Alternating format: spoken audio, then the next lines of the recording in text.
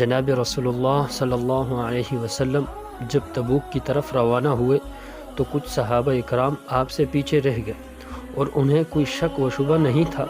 اور ان پیچھے رہنے والوں میں حضرت ابو خثیمہ بھی تھے۔ پھر ابو خثیمہ جناب رسول اللہ صلی اللہ علیہ وسلم کے روانہ ہونے کے کچھ دن بعد چلے۔ انہوں نے پایا کہ ان کی دو بیویاں اپنے اپنے جھونپڑے میں ان کے باغ میں چھڑکاؤ کر کے اور ٹھنڈا پانی رکھے اور کھانا تیار کیے ہوئے بیٹھی ہیں۔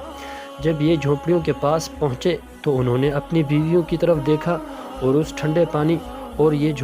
کھانے اور جھڑکاؤ کو جو انہوں نے کر رکھا تھا دیکھا، تو انہوں نے دل میں کہا کہ جناب رسول اللہ صلی اللہ علیہ وسلم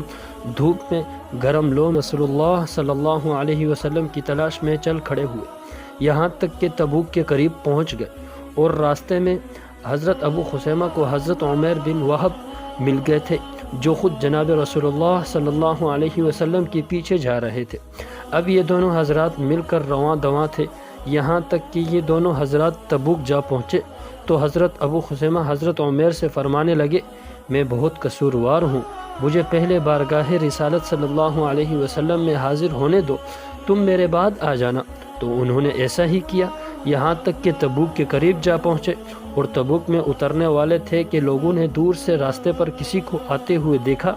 تو آپ صلی اللہ علیہ وسلم سے کہنے لگے، یہ راستے پر کوئی سوار چلا آ رہا ہے۔ تو جناب رسول اللہ صلی اللہ علیہ وسلم نے ارشاد فرمایا کہ ابو خثیمہ ہوں گے، تو لوگوں نے اچھی طریقے سے دیکھ کر کہا، یا رسول اللہ یہ تو ابو خثیمہ ہی ہیں۔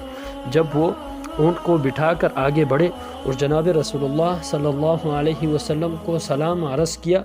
تو عام جناب صلی اللہ علیہ وسلم نے ارشاد فرمایا، ابو خثیمہ تمہارے لیے یہی مناسب تھا، اور جناب رسول اللہ صلی اللہ